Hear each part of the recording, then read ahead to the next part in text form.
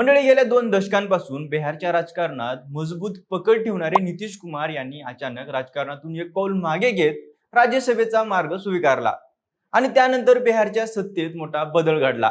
परिणामी मुख्यमंत्रीपद रिक्त होताच पुढचा चेहरा कोण यावर जोरदार चर्चा रंगली। अखेर भाजपने सम्राट चौधरी यांच्यावर विश्वास ठेवत त्यांना मुख्यमंत्री पदाची जबाबदारी दिली। विशेष म्हणजे सम्राट चौधरी हे मूळचे भाजपचे नसून एकेकाळी लालू प्रसाद यादव यांच्या पक्षात प्रभावी नेते होते, त्यामुळे त्यांच्या निवडीमागे स्पष्टपणे राजकीय गणित दडलेलं दिसतं। नितीश कुमार यांनी 50 वर्षांहून अधिक काळ बिहारच्या राजकारणात स्वतःचा ठसा उमटवला। सुशासन बाबू अशी ओळख निर्माण करत त्यांनी अनेक वेळा सत्तांतर अनुभवली आणि 2025 मध्ये एनडीए सोबत पुन्हा सत्ता स्थापन करत 10व्यांदा मुख्यमंत्री झाले। पण आता त्यांनी राजीनामा देत राष्ट्रीय राजकारणात सक्रिय होण्याचा निर्णय घेतला आहे। दरम्यान ज्यांनी कधी काळी नितीश कुमार यांना सत्तेतून हटवण्याची शपथ घेतली होती तेच सम्राट चौधरी आज मुख्यमंत्री झालेत आणि इथंच खरी राजकीय ट्विस्ट पाहायला मिळते। या सगळ्या घडामोडीमध्ये भाजपची रणनीती स्पष्ट दिसते। जातीय आणि सामाजिक समीकरण जुळवत वेगवेगळ्या पार्श्वभूमीवर नेत्यांना पुढे करत त्यांनी विरोधकांची जागा कमकुवत करत भाजपने ही चाल खेळली आहे। त्यामुळे हे केवळ नेतृत्व बदलाची गोष्ट नाहीये, तर आगामी राजकारणाची दिशा ठरणारी मोठी राजकीय खेळी मानली जात आहे। म्हणूनच बिहारचे नवे मुख्यमंत्री सम्राट चौधरी कोण आहेत आणि भाजपनं त्यांनाच संधी का दिली याचाच घेतलेला सविस्तर आढावा। नमस्कार, मी अमोल आणि तुम्हाला तर माहिती आहे आपला विशेष भारी आहे। मंडळी, बिहारच्या राजकारणात एक नाव गेल्या काही वर्षात झपाट्याने पुढे आलं, ते म्हणजे सम्राट चौधरी। 2025 मध्ये एनडीएची सत्ता आल्यानंतर त्यांच्या हातात थेट गृह खात्याची जबाबदारी देण्यात आली आणि इथूनच त्यांच्या राजकीय वजनाची झलक पाहायला मिळाली। कारण तब्बल 20 वर्षांनंतर पहिल्यांदाच नितीश कुमार यांना वगळून हे महत्त्वाचं खातं दुसऱ्या कोणाकडे तरी देण्यात आलं होतं।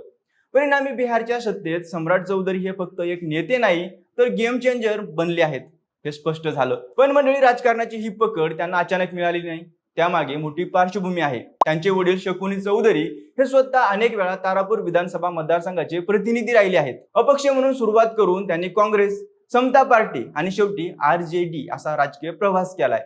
त्यामुळे घरातून सम्राट चौधरी यांना राजकारणाची शिकवण मिळाली। पण त्यांच्या कारकिर्दीतला पहिला मोठा ट्विस्ट आला तो म्हणजे 1999 साली, जेव्हा राबडी देवी यांच्या सरकारमध्ये त्यांना कृषी मंत्री बनवण्यात आलं। विशेष म्हणजे जेव्हा ते ना विधानसभा सदस्य होते ना विधान परिषद सदस्य होते, तरीही त्यांना वयाच्या 19व्या वर्षी मंत्रीपद मिळालं। मात्र त्यांच्या वयावरून वाद निर्माण झाला आणि शेवटी त्यांना राजीनामा द्यावा लागला आणि इथूनच त्यांच्या राजकीय जीवनात चढ उतार सुरू झालं। यानंतर 2000 साली त्यांनी परबत्ता मतदारसंघातून आरजेडीच्या तिकिटावर विजय मिळवला आणि हळूहळू पक्षात वरच्या पातळीपर्यंत पोहोचले। 2010 मध्ये ते पक्षाचे मुख्य प्रतोदही बनले। पण 2014 हे वर्ष त्यांच्या आयुष्यात पुन्हा एक मोठा टर्निंग पॉइंट ठरला। लालू प्रसाद यादव यांच्याशी मतभेद झाल्यानंतर त्यांनी थेट आरजेडीचे 13 आमदार फोडले आणि नितीश कुमार यांच्या जेडीयूला पाठिंबा देत सत्तेत प्रवेश केला। त्यावेळी जितन राम मांझी यांच्या मंत्रिमंडळात त्यांनी नगर विकास आणि गृहनिर्माण मंत्री म्हणून काम केलं। यानंतर 2017 मध्ये त्यांनी बीजेपी मध्ये प्रवेश केला आणि इथून त्यांचा राजकीय ग्राफ झपाट्याने वाढू लागला। पक्षाने त्यांना प्रदेश उपाध्यक्ष करून संघटन मजबूत करण्याची जबाबदारी दिली। बिहारमधील ओबीसी मतदारांना आकर्षित करण्यासाठी भाजपने त्यांच्या नेतृत्वाचा प्रभावी वापर केला, कारण ते स्वतः कोयरी समाजातून येतात, जो बिहार राज्यातील मोठा मतदार वर्ग मानला जातो। 2020 मध्ये त्यांना विधान परिषदेत पाठवण्यात आलं। 2022 मध्ये विरोधी पक्षनेतेपद दिलं आणि 2023 मध्ये तर थेट प्रदेश अध्यक्ष बनवण्यात आलं। पण त्यांच्या राजकीय प्रवासातील सर्वात चर्चेची गोष्ट म्हणजे ती आहे पगडी शपथ। 2022 साली त्यांच्या आईचं निधन झाल्यानंतर त्यांनी डोक्यावर पगडी बांधली होती। त्याच काळात नितीश कुमार यांनी भाजप सोबतची युती तोडून तेजस्वी यादव यांच्यासोबत सरकार स्थापन केलं होतं। विधान परिषदेत नितीश कुमार यांनी पगडीबद्दल चिडवल्यावर सम्राट चौधरी यांनी थेट उत्तर दिलं, तुम्हाला मुख्यमंत्री पदावरून खाली पाडल्याशिवाय ही पगडी काढणार नाही। पण बिहारचं राजकारण म्हणजे सतत बदलणारं समीकरण। 2024च्या लोकसभा निवडणुकीपूर्वी पुन्हा एकदा ट्विस्ट आला। नितीश कुमार यांनी तेजस्वी यादव यांची साथ सोडून पुन्हा भाजपसोबत हातमिळवणी केली आणि त्याच सरकारमध्ये सम्राट चौधरी उपमुख्यमंत्री झाले। युती परत जुळल्यावर त्यांनी आपली पगडीही काढली आणि हा क्षण बिहारच्या राजकारणात मोठा चर्चेचा विषय ठरला। दरम्यान आता ते मुख्यमंत्री झाल्यानंतर एक प्रश्न निर्माण झालाय, तो म्हणजे अखेर भाजपने सम्राट चौधरी यांनाच इतकं मोठं पद का दिलं? तर मंडळी, यामागे केवळ एक कारण नाहीये, तर राजकीय गणित, समाजकारण आणि राजकीय रणनीती दिसते। सर्वात आधी येतं जातीय समीकरण। बिहारमध्ये लवकुश म्हणजेच कोयरी आणि कुर्मी समाजाचं समीकरण खूप महत्त्वाचं मानलं जातं। सम्राट चौधरी हे कोयरी समाजातून येतात, तर नितीश कुमार हे कुर्मी समाजाचे मोठे नेते आहेत। भाजपला नितीश कुमाराच्या पारंपरिक मतदारसंघामध्ये खिंडार पाडायचं होतं आणि त्याच वेळी ईबीसी म्हणजेच अति मागासवर्गीय मतदारसंघांना आपल्याकडे खेचायचं होतं. त्या दृष्टीने चौधरी हे एकदम फिट बसणारे चेहरे ठरले.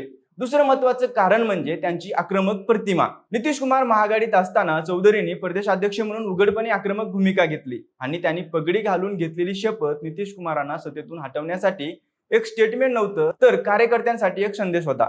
यातून भाजपने लढाऊ नेतृत्व आणि बदलाची प्रतिमा तयार केली. तिसरं म्हणजे त्यांचा प्रशासकीय अनुभव. उपमुख्यमंत्री म्हणून त्यांनी वित्त आणि गृह यांच्यासारखी महत्वाची खाती सांभाळली आहेत.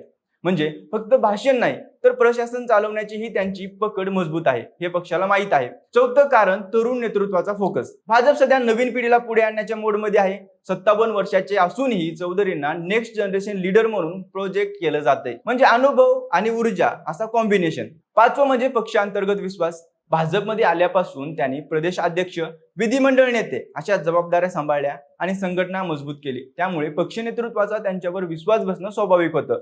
आणि शेवटचं पण खूप महत्वाचं कारण म्हणजे संतुलनाचं राजकारण. एकीकडे नितीश कुमार यांचा अनुभव तर दुसरीकडे सम्राट चौधरींची आक्रमकता. या दोघांचं कॉम्बिनेशन वापरून एनडीए बिहारमध्ये सत्ता टिकवण्याचा आणि वाढवण्याचा प्रयत्न करत आहे.